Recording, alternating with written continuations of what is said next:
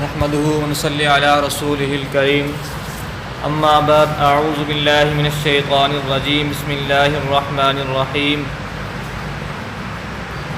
ام المؤمنین حضرت عائشہ صدیقہ رضی اللہ تعالی عنہ سے روایت ہے کہ انہیں ایک دفعہ دوزخ کا خیال آیا اور وہ رونے لگی۔ رسول اللہ صلی اللہ علیہ وسلم نے پوچھا تمہیں کس چیز نے رلایا؟ عرض کیا مجھے دوزخ یاد آئی اور اسی کے خوف نے مجھے رلا دیا ہے۔ تو کیا آپ قیامت کے دن اپنے گھر والوں کو یاد رکھیں گے؟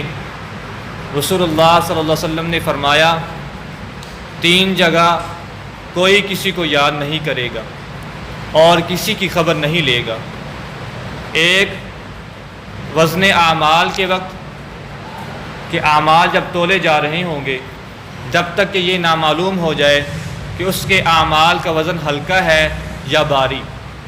اور دوسرا وقت اعمال ناموں کے ملنے کے وقت جب کہ مرد مومن داہنے ہاتھ میں اعمال نامہ پا کر خوشی خوشی دوسروں سے کہے گا کہ پڑھو میرا اعمال نامہ، یہاں تک کہ معلوم ہو جائے کہ کس ہاتھ میں دیا جاتا ہے اس کا اعمال نامہ، آیا داہنے ہاتھ میں یا پیچھے کی جانب سے بائیں ہاتھ میں۔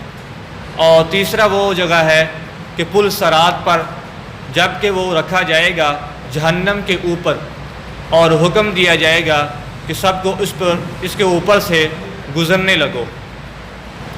ام المومنین فرماتی ہیں ایک دفعہ دوزخ کا خیال آیا تو وہ رونے لگی۔ رسول اللہ صلی اللہ علیہ وسلم نے پوچھا تمہیں کس چیز نے رلایا ہے؟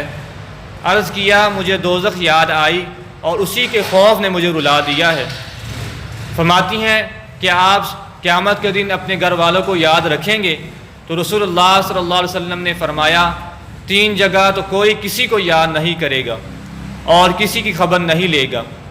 ایک وہ جگہ کہ وزن اعمال کے وقت جب تک کہ معلوم نہ ہو جائے کہ اس کے اعمال کا وزن ہلکا ہے یا بھاری، اور دوسرا اعمال ناموں کے ملنے کے وقت جب کہ مرد مومن داہنے ہاتھ میں اعمال نامہ پا کر خوشی خوشی دوسرے سے کہے گا کہ پڑھو میرا اعمال نامہ، یہاں تک کہ معلوم ہو جائے کہ کس ہاتھ میں دیا جاتا ہے اس کا اعمال نامہ، آیا داہنے ہاتھ میں یا پیچھے کی جانب سے بائیں ہاتھ میں۔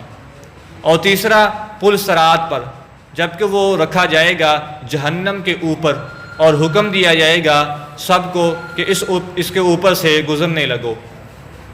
تفسیر میں حضرت فرماتے ہیں رسول اللہ صلی اللہ علیہ وسلم کے جواب کا حاصل یہ ہوا کہ یہ 3 وقت ایسے نفسہ نفسی کے ہوں گے کہ ہر ایک کو صرف اپنی فکر ہوگی اور کوئی کسی دوسرے کی مدد نہ کر سکے گا۔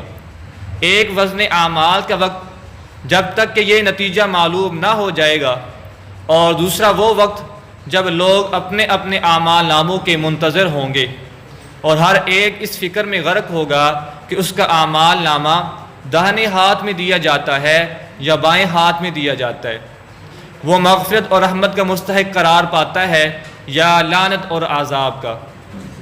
اور تیسرا اس وقت جب کہ صراط کا پل جہنم پر لگا دیا جائے گا اور اس پر سے گزرنے کا حکم ہوگا۔ تو یہ 3 وقت ایسے نفسی نفسی کے ہوں گے کہ ہر ایک اپنی فکر میں ڈوبا ہوگا اور کوئی کسی کو خبر جو ہے وہ گیری نہیں کرے گا۔ اس حدیث کی روح اور رسول اللہ صلی اللہ علیہ وسلم کے اس ارشاد کا منشا بس یہی ہے کہ ہر شخص آخرت کی فکر کرے اور کوئی کسی دوسرے کے بھروسے پر کوئی کسی کے بھروسے پر جو ہے نہ رہے۔ پہلے اپنے اعمال کو درست کیا جائے، اپنے اعمال کے اندر جو ہے وہ درستگی کی جائے، اپنے اعمال کی فکر کی جائے، باقی آگے اللہ کی منشا ہوئی، اللہ کی رحمت ہوئی تو کوئی جو ہے وہ کوئی سفارش کا ذریعہ بن جائے گا یا نبی اکرم صلی اللہ علیہ وسلم جو ہے وہ شفاعت کبریٰ کریں گے، لیکن اس سے پہلے دنیا کے اندر رہتے ہوئے اپنے عقائد نظریات ٹھیک رکھیں اور اعمال کرنے کی نیک اعمال کرنے کی کوشش رہیں۔ اسی پر جو ہے وہ بھروسہ نہ کر کے بیٹھ جائیں کہ رسول اللہ صلی اللہ علیہ وسلم ہماری سفارش کر دیں گے تو یہ معاملہ ہو جائے گا، اور رسول اللہ صلی اللہ علیہ وسلم سفارش کریں گے یقیناً سفارش ہوگی، لیکن اگر کسی کو ایک لمحہ کے لیے بھی جہنم کے اندر جانا پڑ گیا تو اس کا کیا حال ہوگا؟ تو اللہ تعالیٰ سے دعا ہے کہ اللہ تعالیٰ ہمیں جو ہے وہ آخرت کی فکر کرنے کی توفیق عطا فرمائے۔ الحمدللہ رب العالمین والعاقبۃ للمتقین والصلاۃ والسلام علی رسول محمد وعلی آلہ وصحبہ اجمعین۔ ربنا ظلمنا أنفسنا وإن لم تغفر لنا وترحمنا لنكونن من الخاسرين. اللهم إنا نسألك العافية في الدنيا والآخرة. اللهم إنك عفو كريم تحب العفو فاعف عنا يا غفور. رب اغفر وارحم وأنت خير الراحمين. اللهم ربنا تقبل منا صلاة العصر. صلى الله تعالى على خير خلق محمد وعلى آله وصحبه.